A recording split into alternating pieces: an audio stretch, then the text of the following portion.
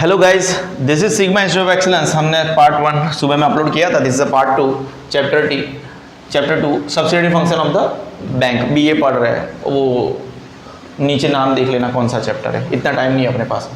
To look after the financial transactions. Financial जो बोलना है बोलते रहो। Of the customer, a bank has mainly two types of customers. कैसे? या तो वो डिपॉजिटर होगा या तो वो बोरोवर होगा। क्या होगा? या तो वो बैंक में डिपॉजिट जमा कराने आएगा पैसा, या तो बैंक से लोन लेने के लिए। वेरी गुड यार, इतना लाइन नहीं लिख सकते हो, नहीं पढ़ना चाहिए। अब नाउ सच कस्टमर्स, या तो ये do their financial transactions through bank. Obviously उनके वो फाइनेंशियल ट्रांजेक्शन कैसे करेंगे? बैंक से करेंगे। या तो उनको पैसा जमा कराना है तो भी वो एक फिनेंशियल ट्रांजेक्शन है, या तो उनको पैसा लेना है तो भी वो फाइनेंशियल ट्रांजैक्शन है। ये ट्रांजैक्शन वो कहां से करेंगे? बैंक से करेंगे बेटा, ठीक है ना। चौराहे पे चाय की लारी है, वहीं पे थोड़ी करेंगे, ठीक है। When a customer writes a cheque in favour of other person, writes किसी को चेक, अकाउंट पढ़ते हो ना, ये सब लैंग्वेज वहां पे हमने आपको पढ़ाई है। जब एक कस्टमर किसी और पर्सन के फेवर में चेक लिखता है, मतलब उसके अकाउंट में से पैसा जाने वाला है, उसके अकाउंट में से पैसा जाने वाला है, ठीक है। जैसे ए पर्सन है, उसने बी के फेवर में चेक लिखा, ठीक है, और ए का बैंक ऑफ बड़ौदा में अकाउंट है, ठीक है। तो बी जो है उसे पैसा मिलेगा जब वो बैंक ऑफ बड़ौदा में इसके द्वारा लिखा गया चेक जमा कराएगा, ठीक है। जो बैंक ऑफ बड़ौदा है वो बी को पे करेगी, क्या करेगी? Whatever the amount of cheque, cheque का जो भी अमाउंट है। जब एक कस्टमर से सपोज ए राइट्स चेक लिखा उसने बी के नाम का in favour of other person, मतलब बी के नाम का, then the money is paid to that person. Money B को पे किया जाएगा किसके द्वारा? On B by bank. Bank B को पेमेंट करेगी किसके लिए? On behalf of the person who has written the cheque. यहां पे चेक किसने लिखा था? ए ने। बैंक बी को पेमेंट कर रही है, पर किसके बिहाफ में? ए के बिहाफ में। तो किसके अकाउंट से कट होगा? ए के अकाउंट से, ठीक है। In the same way when a person receives a cheque, अब समझो किसी जेड व्यक्ति ने ए को चेक दिया, ठीक है। A receives the cheque from Z. Now in the same way when a person receives a cheque from other person, say suppose Z, the bank collects. इसने तो इसको चेक दिया है ना, ये चेक इसने बैंक ऑफ बड़ौदा में भरा अपने अकाउंट में, बराबर है कि भाई मेरी तरफ से एक चेक आया है, ले लो। और इसका पर्टिकुलर इस बंदे का अकाउंट था ICICI में, सुबह से यही चल रहा है, ठीक है। तो ICICI में उसका अकाउंट था, इसने इस बंदे को ICICI का चेक दिया था। अब इसने ICICI का चेक बैंक ऑफ बड़ौदा में भरा। बैंक ऑफ बड़ौदा क्या करेगी? वो जो चेक है ICICI में डाल देगी ताकि ये जो पैसा है इसके अकाउंट में जमा हो जाए, ठीक है। समझ रहे हो आप कि नहीं? पता चला? Okay fine. The bank collects money from the person who has written the cheque on behalf of the person who has received the cheque. In present time a bank performs different task on behalf of the customer such as payment of the electricity bill and phone bills, insurance premium, and to transfer money from one account to another account, ठीक है। हल्का सा अगर doubt है तो मैं solve करके देता हूं आपको, ज्यादा टेंशन मत लो। ये जो रिसीव वाला किसी को अगर नहीं पता चला है तो ठीक है। क्या? अच्छा ठीक है। देखो ए जो है राइट्स एक चेक लिखता है बी के नाम पे, ऐसे चेक होता है, ठीक है। और ए ने अगर चेक लिखा है, ए ने अगर चेक लिखा है तो ए का अकाउंट कौन सी बैंक में है? बैंक ऑफ बड़ौदा में। बैंक ऑफ बड़ौदा में अकाउंट है, तो इसका जो चेक होगा वो भी बैंक ऑफ बड़ौदा का ही होगा। किसका होगा? अब क्या होगा? यहां पे लिखा नाम टू बी, बक्से में 10,000 रुपीज है। इसको मतलब इस बी के बारे में हम नहीं सोचते, हम ऐसा सोचते हैं कि बी सीधा बैंक में जा रहा है और ये चेक को एनकैश करवा रहा है। इसके पास भी ऑप्शन था कि वो उसकी बैंक में भरे, बट हम कंफ्यूजन नहीं चाहते।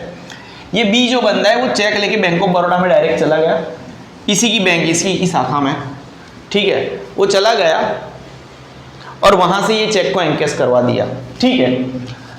इसका मतलब क्या, ए ने बी को जो चेक लिखा था, ठीक है ना, वो सीधा बी बैंक में जाके उसको एनकैश करवा दिया।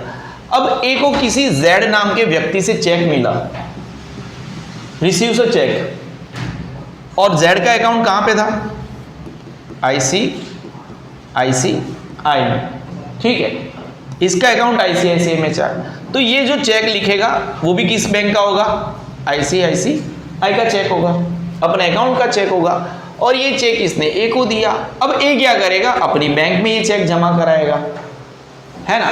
इसके पास दूसरा भी ऑप्शन था, इधर पे जाके डायरेक्टली वो एनकैश करवा ले, लेकिन ये क्रॉस चेक था, ठीक है। समझ लो, हम ज्यादा कंफ्यूजन नहीं चाहते। इसने बैंक को क्या बोला, आप मेरी तरफ से पैसा ले लो, ठीक है। क्या बोला, मेरी तरफ से पैसा ले लो।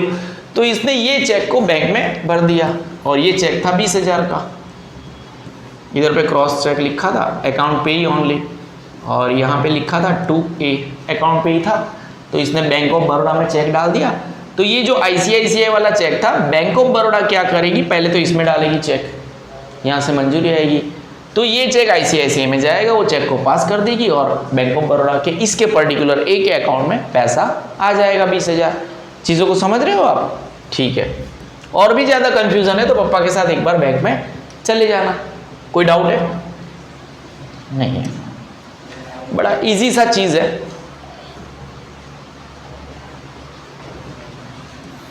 फिर से देख लेते हैं subsidiary functions of the bank में। उसमें बैंक का काम क्या है, to look after the financial transaction of the customers. A bank has mainly 2 types of customers, एक डिपोजिटर होगा और एक बोरोवर्स होगा। अब ये जो such customers do their financial transactions through bank, normal सा लाइन है, डिफॉल्ट सा लाइन है।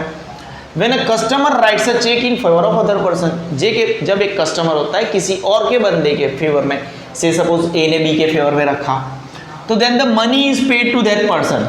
बैंक उसके बिहाफ है, उस व्यक्ति के बिहाफ, ए के बिहाफ पे बी को पेमेंट करेगी। Who has return the cheque, मैंने समझाया। In the same way when a person receives a cheque from the other person, A ने जेड से चेक रिसीव किया, the bank collects money from the person who has return the cheque on behalf of the person who has received the cheque. ये मतलब हल्की सी confusion line थी, मैंने उसको अच्छे से समझाया है, ABC करके, ABZ करके। आज के जमाने में bank performs different task on behalf of the customer, such as payment of electricity bills, phone bills, insurance premium, and to transfer money from one account to another account etcetera. Subsidiary function में हम दूसरे चीज के ऊपर बढ़ते हैं, to transaction associated with foreign exchange. इसके बारे में हमने हल्की सी थोड़ी बातें करी थी, ठीक है। कैसे ट्रांजेक्शन करने बेटा, to do transaction associated foreign exchange, मतलब हम डॉलर की बात कर रहे हैं, ठीक है। ये इसकी हमें ज़रूरत कब पड़ेगी, इंपोर्ट एक्सपोर्ट में ज़रूरत पड़ेगी, ठीक है। नेक्स्ट वाला, उसके नीचे वाला है, वो भी मैंने सुबह में समझाया था, इंपोर्ट एक्सपोर्ट से related. Nowadays import export business is done compulsorily through bank.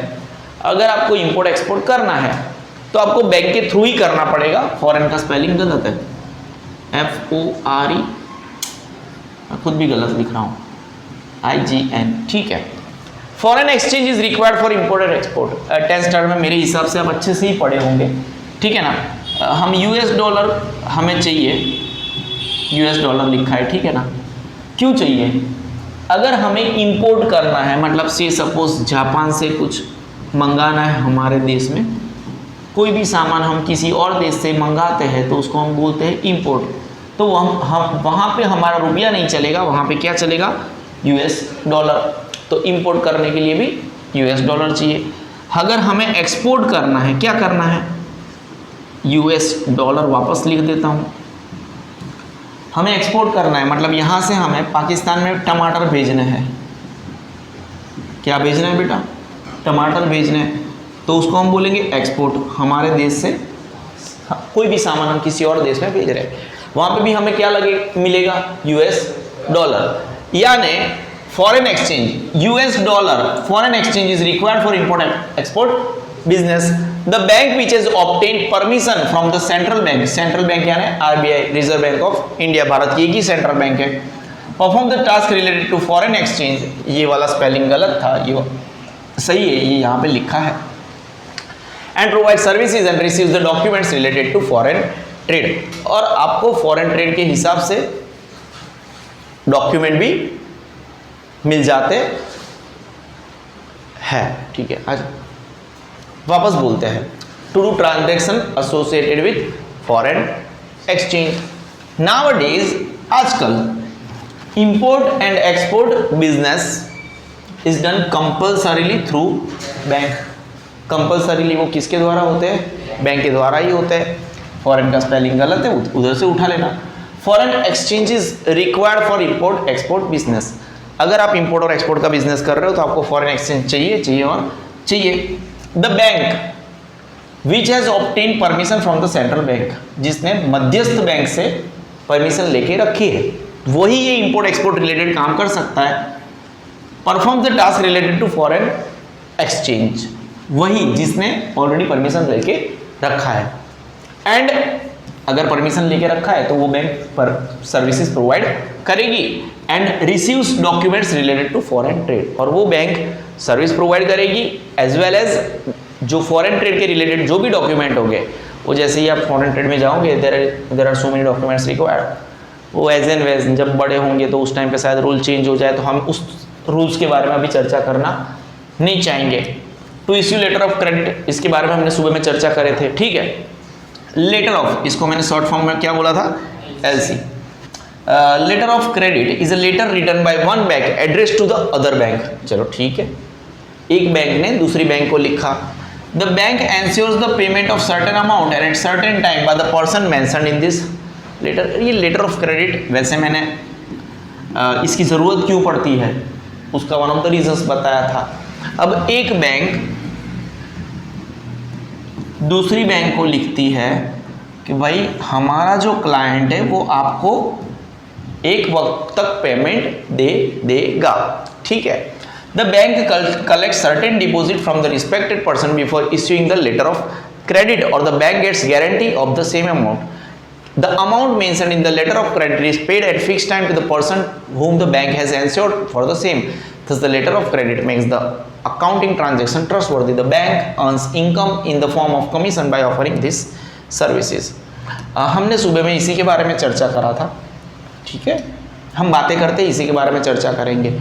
ठीक है, देखो हमने सुबह में जो बात किया था वो इंडिया और ओवरसीज मतलब जापान का बात किया था। ठीक है, अब समझो हम इंडिया की ही बात करते हैं, अंदर की बात करते हैं, इंटरनल मैटर की बात कर रहे हैं।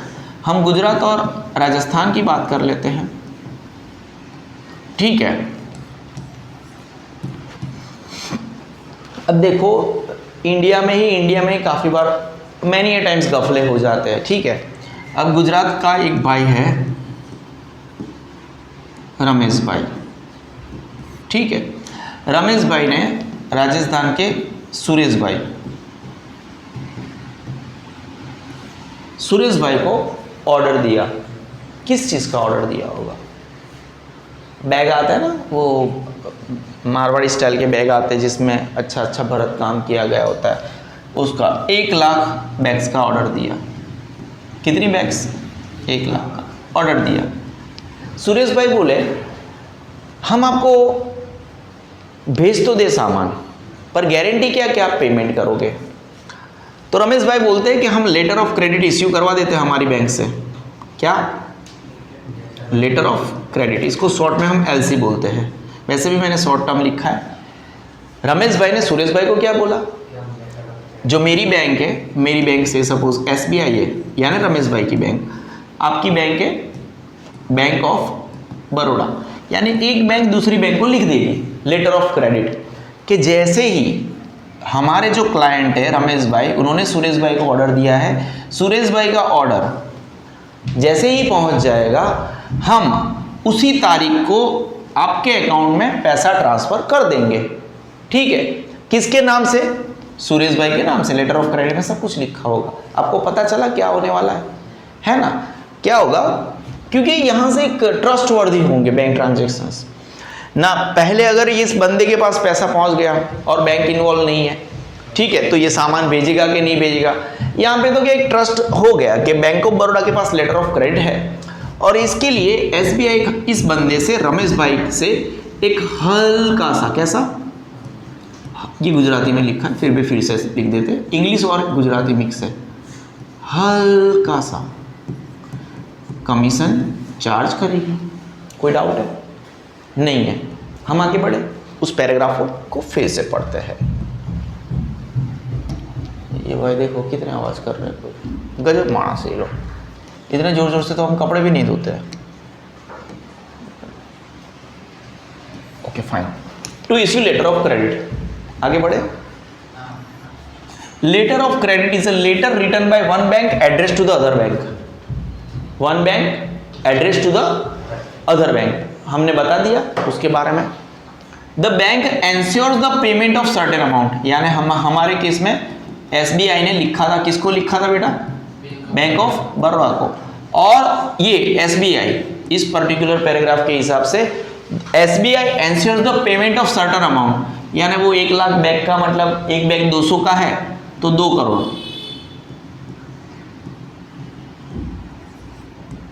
एसबीआई ने बोला आपको 2 करोड़ रुपया मिल जाएगा, जब सामान पहुंचेगा उसी दिन हम ट्रांसफर दे देंगे, certain amount and at certain time. Time क्या बोला एसबीआई ने? जैसे ही, जिस दिन सामान का कंफर्मेशन मिलेगा उसी दिन।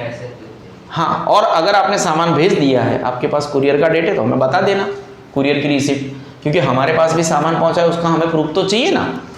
Eight a certain time by the person mention in this letter. SBI ने क्या बोला था? रमेश भाई, इस लेटर में जो रमेश भाई का नाम लिखा है, रमेश भाई आपको पेमेंट दे देंगे, वो गारंटी हमारी है। The bank collect certain deposit from the respected person. अभी 2 करोड़ का पेमेंट है, लेटर ऑफ क्रेडिट इश्यू करने से पहले वो अपना जो क्लाइंट है उससे क्या 2 करोड़ जमा नहीं करवाएगी बैंक में? करवाएगी ना, वो तो सेफ्टी के लिए ट्रांजेक्शन है। Before issuing the letter of credit, भाई 2000 का, 2 करोड़ का हम लेटर ऑफ क्रेडिट इश्यू कर रहे हैं तो तू बैंक में 2 करोड़ जमा तो करवा, ठीक है। और the bank gets guarantee for the same amount, या तो फिर ये जो रमेश भाई थे, रमेश भाई या तो ये 2 करोड़ का कोई पर्टिकुलर गारंटी दे, भाई मेरे घर के कागजात 2 करोड़ के है ना, कैसे भी करके आप वसूल कर लेना, आप समझ रहे हो। गारंटी किधर गए अपन? For the same amount, the amount mentioned in the letter of credit is paid at the fixed time to the person to whom bank has ensured the same. Suresh भाई को बैंक ऑफ बड़ौदा में जिसका account था, सुरेश भाई को जो guarantee दिया था कि इस वक्त पे आपको पैसा मिल जाएगा, क्योंकि वो लेटर ऑफ क्रेडिट किसने इश्यू किया था? एसबीआई ने। तो एसबीआई की इज्जत के हिसाब से एसबीआई को वो पेमेंट करना पड़ेगा। कोई डाउट है? नहीं है। Thus letter of credit makes the accounting transaction trustworthy, एकदम विश्वसनीय, ट्रस्टवर्दी विश्वसनीय। ये जो अकाउंटिंग ट्रांजेक्शन है वो कैसे हो जाएंगे? विश्वसनीय हो जाएंगे। The bank earns income in the form of commission by offering this service.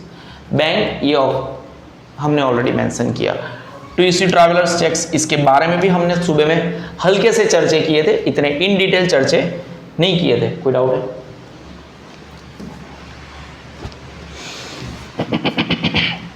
पानी है क्या आपने पास?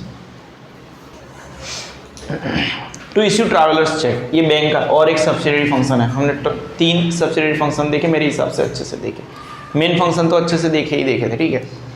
और इन प्रेजेंट आज के तारीख में बहुत ज़्यादा से ज़्यादा लोग हैव स्टार्टेड ट्रैवलिंग, ठीक है ना। आपको पता है आपके सिग्मा सर भी अभी वैकेशन में मतलब वर्ल्ड टूर पे जाके आए, सिंगापुर, ठीक है। और आखिरी में वो कौन सा देश था यार, देश के नाम भी बोल, इंडोनेशिया नहीं रे, वो मेरे भाई के साथ कहाँ पे गया था मैं, हाँ ठीक है, सिंगापुर फैमिली के साथ गया था, वाइफ लोग के साथ और भाई के साथ और फ्रेंड्स के साथ बैंकॉक गया था। अभी दे रहे हैं ना, नेक्स्ट ईयर जाऊंगा स्विट्ज़रलैंड, समझ रहे हो क्या है, बहुत पैसा आ गया, थोड़ा उड़ाना पड़ेगा। More and more people have started travelling, people have started getting travellers cheque in order to prevent themselves losing their cash और getting stolen during travelling within their own country या तो फिर अब्रोड। अब्रोड मतलब विदेश, वो आपको नहीं पता होगा क्योंकि विदेश जाना पड़ता है उसके लिए। The holder of travellers cheque can withdraw money through the cheque from another outstation bank or from a foreign bank branch foreign by signing as per his specimen. Wow, अपनी जो नमूने की सिग्नेचर अपने यहाँ पे चलती है वही signature. This check is very reliable and transferable. The use of travelers checks has decreased the facility of ATM. ठीक है, देखो इस बारे में अगर हम पढ़ना चाहें, सर पढ़ना चाहते इसीलिए तो पढ़ रहा है, क्यों लोड ले रहे हो, है ना? इसको थोड़े से यूनिक तरीके से पढ़ेंगे.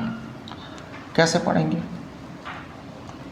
यूनिक तरीके से पढ़ेंगे. ठीक है, कुछ ज़्यादा बड़ा हो गया ना.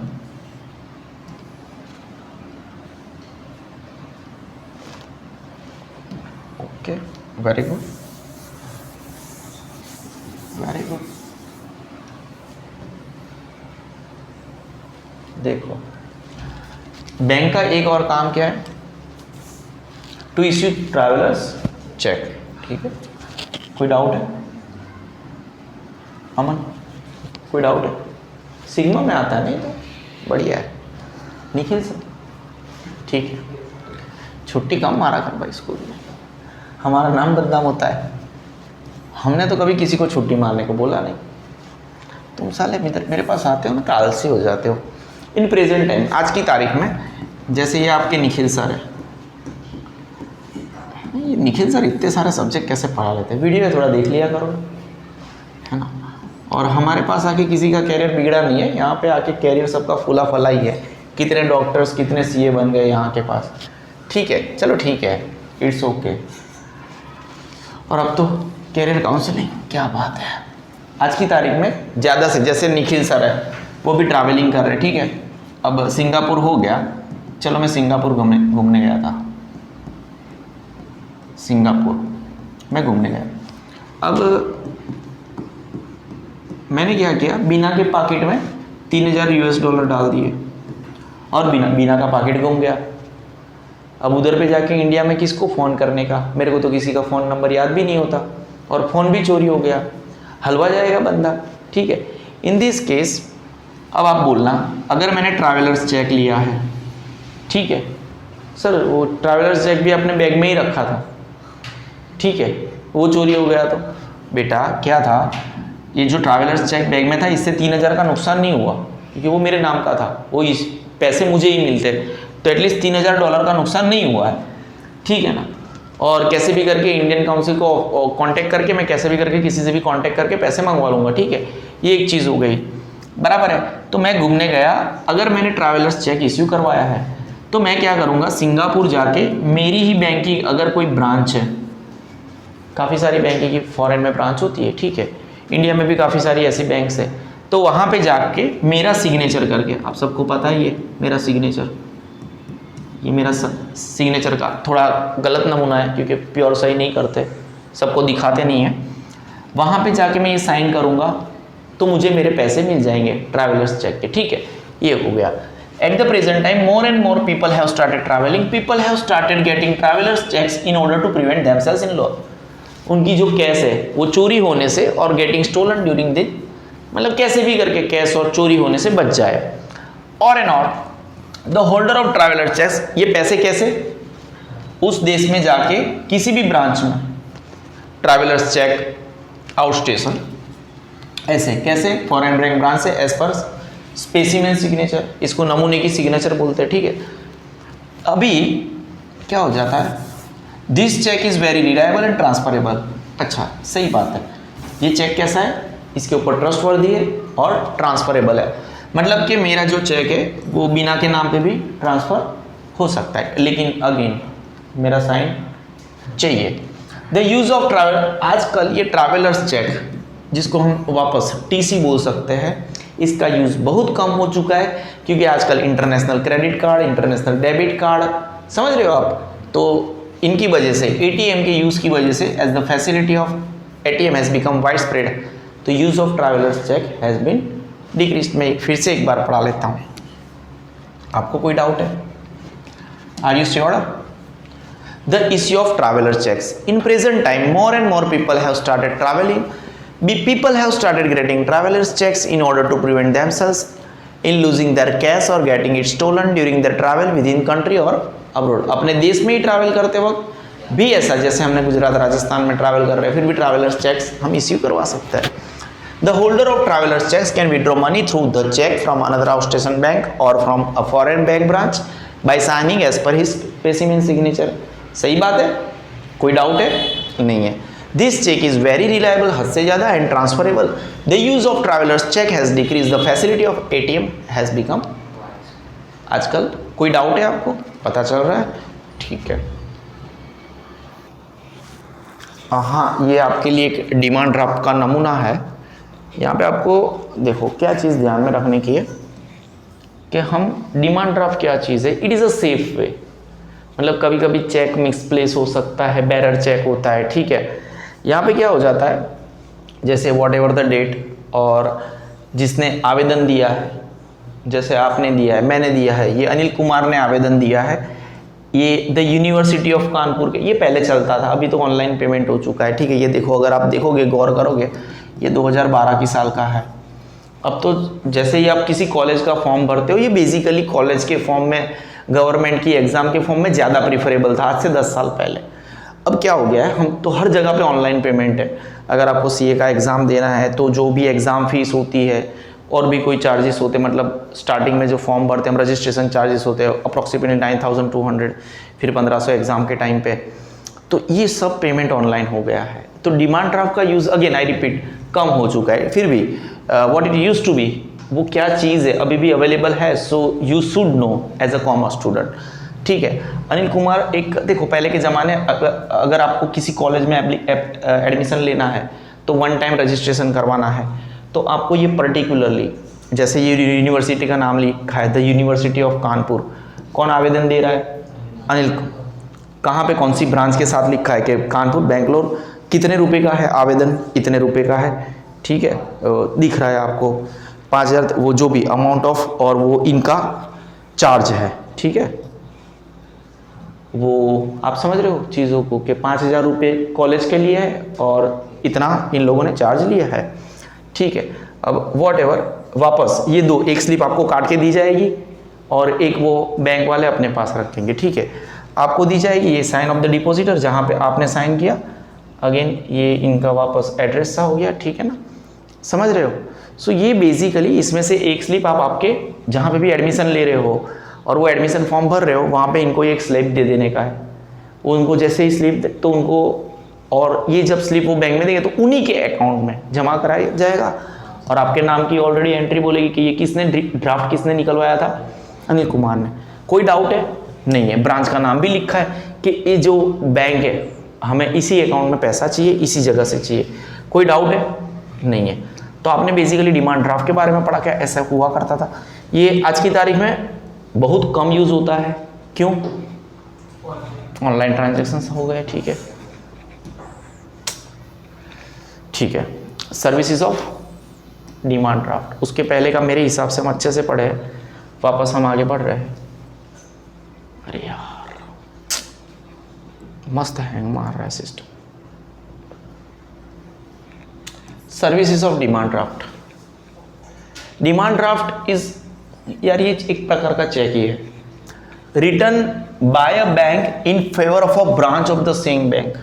आपने अगर गौर किया होता तो जो एक बैंक लिखती है उसकी किसी ब्रांच में, ब्रांच एक जो पर्टिकुलर, जैसे हमने SBI का देखा था, SBI लिखती है अपनी ही किसी ब्रांच, SBI की किसी ब्रांच में। क्यों लिखती है? क्योंकि एक पर्सन ने ऑलरेडी उनको पैसा दिया है, क्योंकि वो पर्सन कहीं पे पेमेंट करना चाहता है। The name of the person is mentioned in the demand draft and an order is issued to pay the amount to the person whose name is written on the draft. जैसे कि वो हमारा जो बंदा था वो किसको पे करना चाहता था? यूनिवर्सिटी ऑफ कानपुर बेंगलोर, है ना, कानपुर बेंगलोर, ये जरूरी है। यूनिवर्सिटी ऑफ कानपुर बेंगलोर को पे करना चाहता था, तो उसके नाम से इसने यहाँ पे जमा कराया पैसा, है ना। और ये ऐसा चाहती है कि यहाँ पे ये लोग मेंशन करते थे। आश्चर्यजनक बात ये है कि ये जो ड्राफ्ट इश्यू करवाना होता था तो ये यूनिवर्सिटी ऑफ कानपुर आपको बोलती थी कि आपको पीएनबी से ड्राफ्ट करवाना है या एसबीआई से ड्राफ्ट करवाना है या आईसीआईसीआई से ड्राफ्ट करवाना है, तो ड्राफ्ट निकलवाने वाली बैंक भी प्री डिसाइडेड होती थी। आप समझ रहे हो, कोई डाउट है? नहीं है। हम आगे बढ़े, ओके फाइन। तो ये लोग पर्टिकुलर बैंक से चाहते थे ताकि वो अपनी ब्रांच में जाके ये ड्राफ्ट जमा करा सके, तो वो ब्रांच से ब्रांच क्रॉस अमाउंट आ जाए। Whose name is written on the draft? Draft is a second medium, while secure medium. Draft is a secure medium while sending money to a person or firm. किसी firm या किसी व्यक्ति को payment करना है, क्योंकि उसके नाम से ऑलरेडी पेमेंट हो चुका है बैंक को ही। The person or the firm desirable to stand money, कोई भी फर्म या कोई व्यक्ति है, किसी को अगर पैसा देना चाहती है, एक फिल्स इन अ सर्टेन फर्म, किसी भी बैंक का एक पर्टिकुलर फर्म होगा, and request the bank to issue the draft. Bank को क्या बोलेगी, मेरे लिए एक ड्राफ्ट इश्यू कर दो। On the basis of this request the bank rights the name of the receiver of the money on the draft and orders his branch और इस associate branch to pay the amount. जैसे आपने देखा था 2 portion थे, ठीक है, जहाँ पे ये ऊपर थोड़ा सा इंफॉर्मेशन था, यहाँ पे जिसके नाम पे इश्यू करना था यूनिवर्सिटी ऑफ कानपुर बेंगलोर, उसके नाम पे इश्यू कर दिया जाएगा और उसकी एक ब्रांच को बोल दिया जाएगा प्लीज इनको पेमेंट कर दो, ठीक है। The sender pays the bank not only the amount 5000 as well as but also the commission for the same, bank को वो कमीशन भी देगा। If the bank issues such draft which can be encashed in its own, अगर bank ऐसा कोई draft issue करती है कि जो अहमदाबाद की ब्रांच है और वो सिर्फ और सिर्फ अहमदाबाद में ही किसी ब्रांच में एंकेस हो सकता है, तो उसको हम डिमांड ड्राफ्ट नहीं पे ऑर्डर बोलना पसंद करेंगे। आपको पता चला डिमांड ड्राफ्ट क्या है? फिर से एक बार रिवाइज करवा लेते हैं हम। Service of demand draft, demand draft एक चेक ही है, लेकिन ये चेक लिखती है bank in favour of a branch of the same bank. Now जिसको भी पैसा मिलना है उसका नाम यहाँ पे लिखा गया है। The name of the person is mentioned in the demand draft. DD बोलते थे इसको पुराने जमाने में, क्या बोलते थे? DD. In the demand draft and an order is issued a paid amount to the person whose name is written on the draft. Draft is a secured medium while sending money to a person. किसी को भी पैसा भेजना है तो एकदम secured है। The person or the firm desirable to send money fills in a certain form and requests the bank to issue the draft। Again वो वाला पुराना वाला जो हमने एक बार देख लिया, उसके हिसाब से ये हमारा क्रिस्टल क्लियर होगा। आधे पैराग्राफ को मैं यहीं पे छोड़ता हूँ, हम आगे बढ़ते हैं। To provide information related to credit of a person associated with the bank. देखो अब ये क्या हो जाता है, जैसे मैं हूँ, मुझे एक्चुअली हमारे देश में हमें अगर कुछ काफ़ी सारी चीज़ें करनी है तो हमें सॉल्वेंट होना ज़रूरी है। क्या? सॉल्वेंट। अगर मैं इनसॉल्वेंट हूँ, इनसॉल्वेंट को गुजराती में नादार बोलते हैं। क्या बोलते हैं? नादार। अगर मैं इनसॉल्वेंट हूँ तो मैं काफ़ी सारी चीज़ों में पार्टिसिपेट नहीं कर सकता, जैसे कि मैं चुनाव भी नहीं लड़ सकता, है ना, एक हल्का सा एग्जाम्पल दे दिया। इंसॉल्वेंसी क्या होती है? इंसॉल्वेंसी मतलब अनेबल टू पे माई डेप्ट। अनेबल टू, मेरे पास इतने पैसे नहीं है कि मुझे जो लोगों को देने वो पे कर सकूं, और फ्यूचर में भी ऐसे पैसे नहीं आएंगे। गवर्नमेंट मतलब code of rule of court, जज ने ऑर्डर दिया है कि मैं आई एम इंसॉल्वेंट। उन्होंने असेस किया कि मेरे पास इतने असेट्स नहीं है कि मैं अपनी लायबिलिटीज पे कर सकूं। In that particular case I am insolvent. तो बैंक अगर सॉल्वेंसी सर्टिफिकेट इश्यू करती है कि हाँ भाई बंदा जोरदार है, स्ट्रांग है, ठीक है, तो ये credit to provide information related to credit of a person associated with the bank. The bank does frequent financial transaction on the basis of which the bank is well aware of the financial capabilities of its customers. क्योंकि वो ये customer है, उसके बहुत सारे banking transactions करते होते हैं, तो बैंक को पता होता है कि कस्टमर कैसा है, स्ट्रांग है फाइनेंशियली या नहीं है। Any firm or institute considers the information provided by bank more reliable in such dealing where credit transaction is required. है ना, आप समझ लो लोन लेनी है फिर भी बैंक का स्टेटमेंट मांगते हैं, हम पता है ना। And the firm or the institute wants to check reliability of other firm. आजकल तो सिबिल स्कोर है, ये सब पुरानी बात है। कौन सी बात है? पुरानी बात है। अब तो सिबिल स्कोर है, जैसे ही आपको लोन लेनी होती है वो लोग एक सिस्टम है हमारा, ठीक है ना, सिविल स्कोर डालते हैं और पता चल जाता है कि आपका क्रेडिट स्कोर क्या है। आपका स्कोर मतलब 950 के आजू बाजू है तो बहुत तगड़ा स्कोर है, आपको तुरंत लोन मिल जाएगी। 650 के आजू बाजू है और या तो 650 से कम है, मतलब आपके लोन मिलने के चांसेस ना के बराबर है। ठीक है, 800 है फिर भी कुछ केसेस में लोन मिल जाती है, अभी तो मतलब बहुत सारी बैंक्स है। तो आप समझ रहे हो, पुरानी सिस्टम है। कौन सी सिस्टम है? The bank does frequent financial transactions on the basis of which the bank is well aware of the financial capabilities of its customers. Any firm or institute considers the information provided by a bank or more reliable in such dealings where credit transaction is required. किसी को उधार पैसा देना है तो loan देनी है, समझ लो। And the firm or the institute wants to check reliability of other firm or institute. या तो कोई फर्म या तो इंस्टीट्यूट अगर किसी और फर्म या इंस्टीट्यूट के बारे में ज़्यादा जानना चाहती है तो भी ये बैंक मदद कर सकती है। Now bank solvency certificate issue करती है, मतलब पार्टी स्ट्रॉन्ग है, ऐसा आपकी भाषा में। इंसॉल्वेंसी का दूसरी भाषा में हम बोलते चकली उड़ी गई, पार्टी उड़ गई।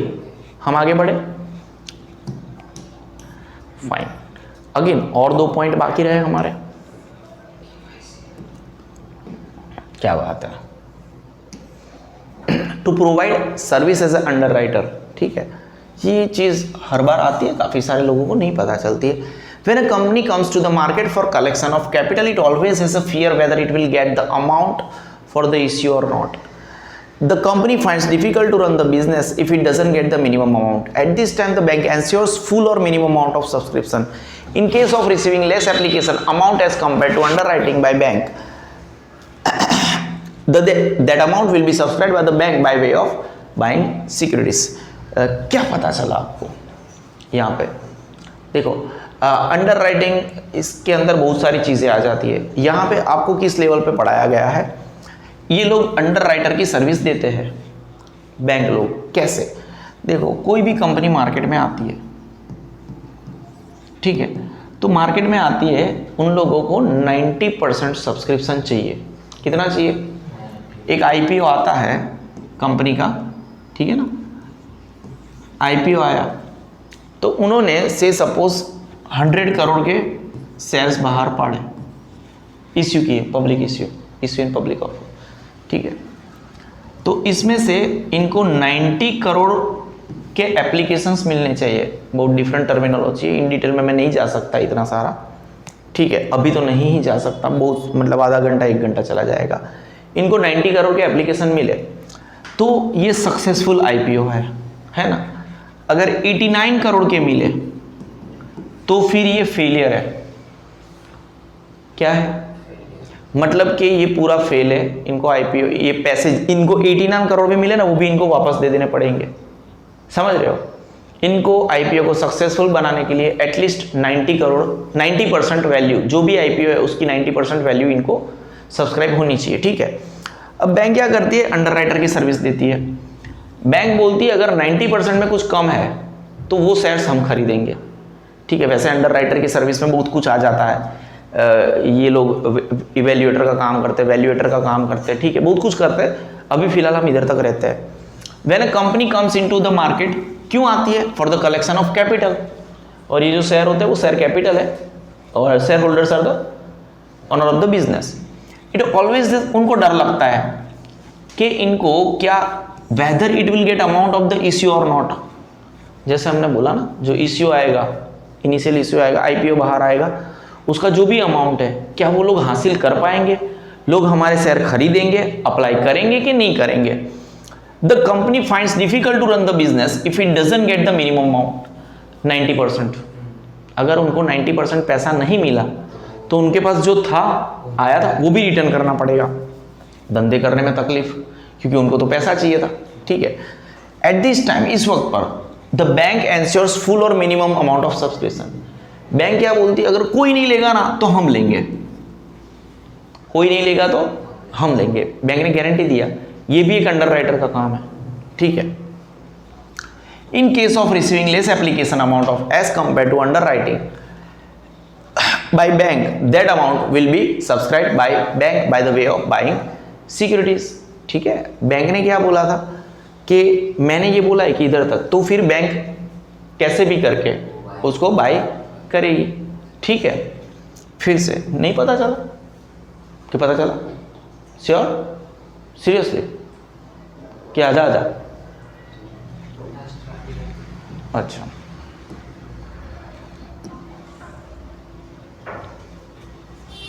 वो उड़ गया, इधर ही समझा देते हैं। देखो हमने क्या बोला था, 100 करोड़ का आईपीओ है, कितना है? इसमें से 89 करोड़ मिला।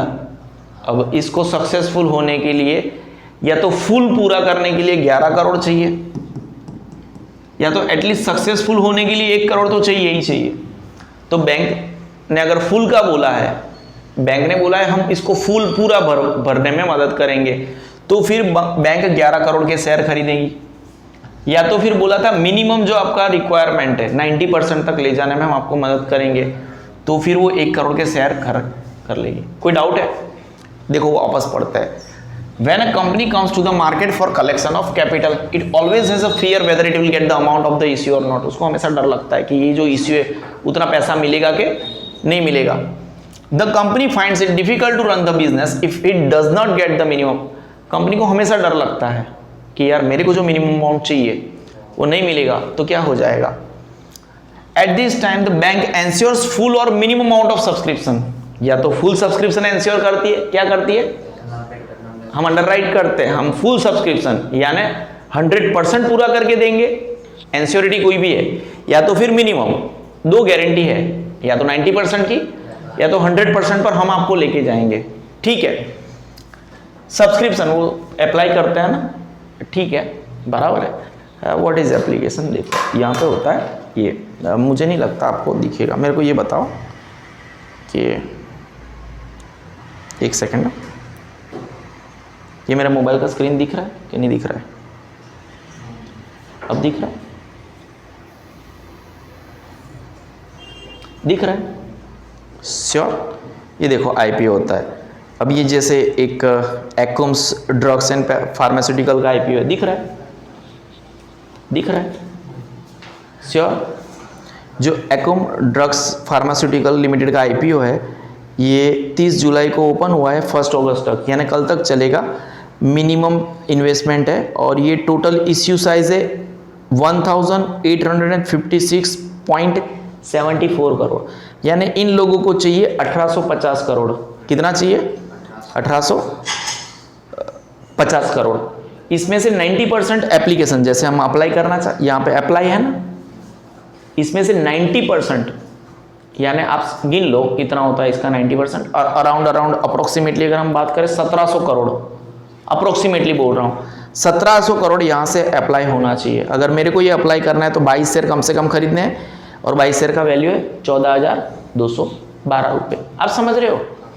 तो टोटल इनको 1700 करोड़ के एप्लीकेशंस मिलने चाहिए। अगर नहीं मिले तो इसको कोई बैंक ने गारंटी दिया होगा कि भाई, तो फिर फुल तक लेके आएंगे। समझे आप बात को? ठीक है, समझ पड़ा? Sure? In case of receiving less application, मतलब ये जो था आईपीओ, उसमें इनको लेस एप्लीकेशन मिली, इनको जितना चाहिए था, कुछ था ना 1854.70 समथिंग करोड़ का आईपीओ है ये टोटल आईपीओ, इनको मार्केट में से इतना पैसा चाहिए, तो इनसे इनको एप्लीकेशन कम मिल रही है, और किसी बैंक ने ऐसे अंडरराइटिंग किया हुआ है एज कंपेयर टू अंडरराइटिंग। ठीक है, by bank that amount will be subscribe by bank by way of buying securities. कोई डाउट है? नहीं है, यानी वो आईपीओ फेल नहीं होगा। हम आगे बढ़े।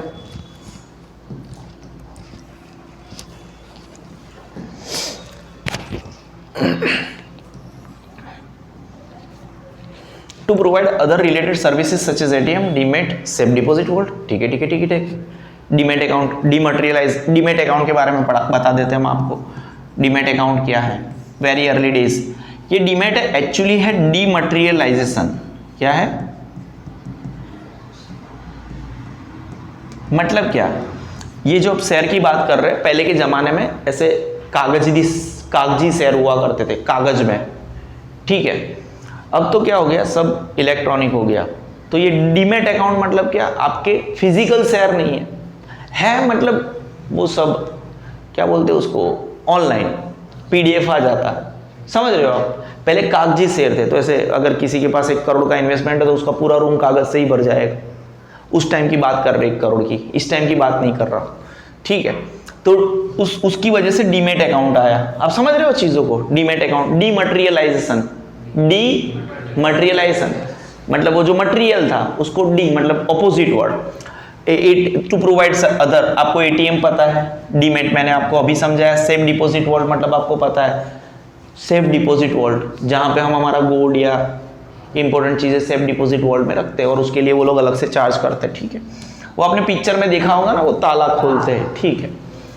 The bank also provides its customer the facilities like ATM, Demat and safe deposit vault. In addition to this, it also provides facilities of credit card and debit card to its customers. है ना, सही जा रहे हैं हम, कोई problem છે મારા વાલા મિત્રો નથી। Hello guys, this is sigma institute of excellence. मेरे को घर से अर्जेंटली कॉल आया है और रात के 12 बज गए तो मुझे जाना पड़ेगा। टाइप्स ऑफ अकाउंट्स हम कल सुबह में 6 बजे वीडियो अपलोड कर देंगे। जय श्री कृष्ण।